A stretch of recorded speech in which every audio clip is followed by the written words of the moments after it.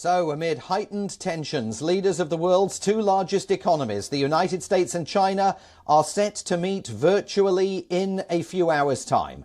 Washington is hopeful the talks between Joe Biden and Xi Jinping bring some stability to ties.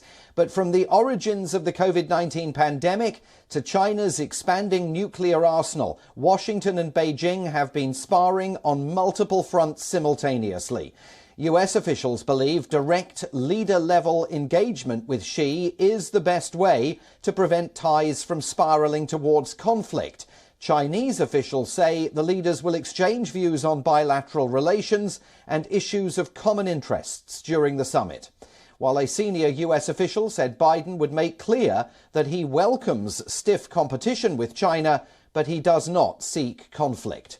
Last week, Presidents Biden and Xi outlined competing visions. At meetings of the APEC Forum, Biden stressed the US commitment to a free and open Indo-Pacific.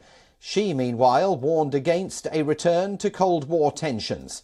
Friction between the two countries persists across a wide range of issues, including trade, technology, Xinjiang, and especially Taiwan. Let's take you through the most contentious issues between the two world leaders. Relations between the world's two largest economies have recently deteriorated, in particular over Taiwan. In the face of Chinese aggression, Washington has repeatedly signaled its support for Taiwan. China claims the island as its own and has not ruled out using force to bring it under its control, calling the issue in state media today a red line. Beijing has been concerned by Washington's moves to deepen ties with Taipei. Xi Jinping is expected to use his first virtual meeting with the American leader to warn the United States to step back over the Taiwan issue. Both sides have indicated they will not give ground on this particular flashpoint. US officials are also increasingly concerned about China's rapidly expanding nuclear arsenal.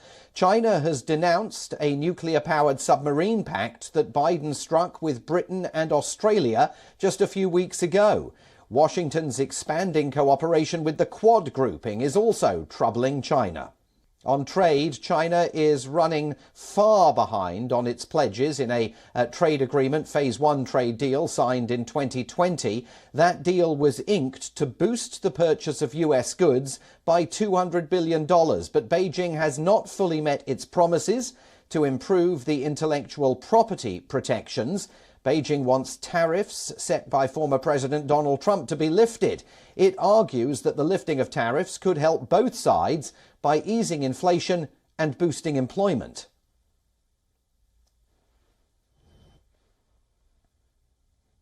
There's a tech war between the two countries that continues to smolder.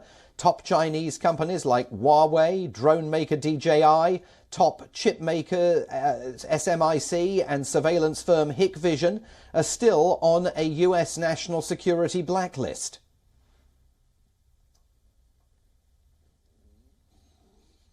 And another issue that could come up in the talks is the upcoming Winter Olympic Games in Beijing. US lawmakers are demanding a diplomatic boycott of the Games over China's clampdowns in Hong Kong and Xinjiang. The US has repeatedly accused China of committing genocide against Uyghurs and other minority Muslims. This could potentially put Biden in a difficult position if, as expected, Xi Jinping seeks to invite him to attend the Games.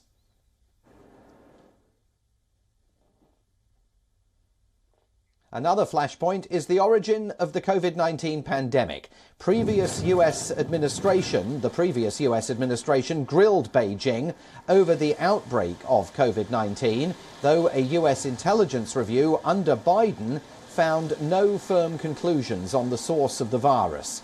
Yet some US intelligence officials blame a leak from a laboratory in China. President Biden has asked Beijing to cooperate more with international investigations, but China has rejected such calls. So for more on this very high-stakes summit that lies ahead, let's cross live to WION's correspondent Susan Teherani. She joins us now live from New York. Susan, as we heard there, a long list of points of contention between the United States and China. What is Joe Biden going to want to focus most on? Is it going to be Taiwan or the origins of COVID-19, the nuclear build-up? Where do you think this is all heading? Absolutely, Simon. A lot to talk about, and despite all of this, hype around it, it seems like expectations are very low, and we're not going to expect a joint statement at the end of these talks. But as you mentioned, I think for the United States, considering the fact that the U.S. Department of Defense recently released the China military power report, the fact that Beijing will acquire some 1,000 deliverable nuclear warheads by 2030, and that is really something that caught the Pentagon by surprise, the nuclear issue on the part of Beijing. I think that's going to be something that the United States will be talking about with Biden will be talking about with Xi. But I think the Belt and Road Initiative is also a cause for concern for Joe Biden. Surveillance technology, cyber theft, and intellectual property.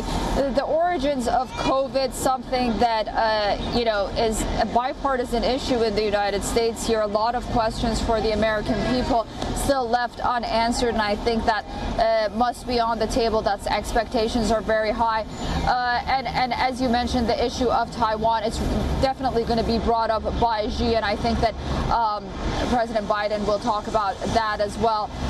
We'll have to wait and see, but I think the issue of, it's interesting that a lot of issues that President Biden is facing here at home somehow is related to China. So there won't be any shortage of issues to talk about, but I think the supply chain issue that we're facing right now and the issue of trade and commerce can't be underestimated either. Very much so. And also, of course, there's the issue of that recent test of what the Americans say is a nuclear-capable hypersonic weapon by China. As you indicated there, Susan, President Biden's approval ratings are in free fall. Xi Jinping, on the other hand, is set for a third term as Chinese president, it seems, following the plenum in Beijing last week. Are the domestic circumstances that these two leaders face going to impact the tone and tenor of this meeting, and also the issues they take on those contentious geopolitical issues?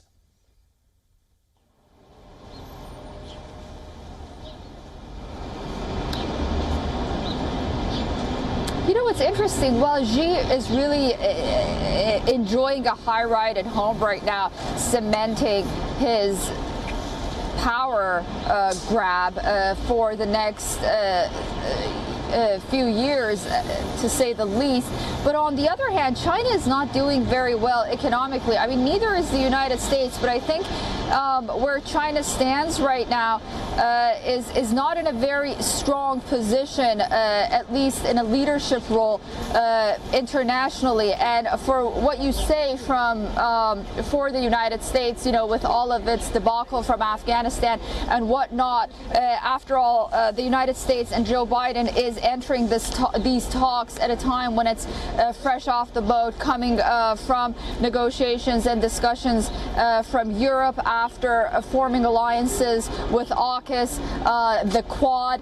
And also, you can't underestimate the fact that it's no coincidence that he wants to sign this infrastructure bill here at home just hours before speaking to Xi, really signaling that at the end of the day, democracies do work. And even if you are enjoying a high ride as, a leader of a communist party and sort of having that grip ideologically different from a liberal democracy like the United States, it doesn't necessarily mean that, your system of governance is working. So, for the audience at home, I think both sides will be appealing to their audiences. But I think Joe Biden, of course, will come out in a stronger position at the end of the day, considering the support that he faces from the international community at the end of the day, and he has more to play on here at home as well. It is going to be a very, very interesting summit meeting and a very interesting day here in the United States. That's Susan Tehrani reporting live for us from New York.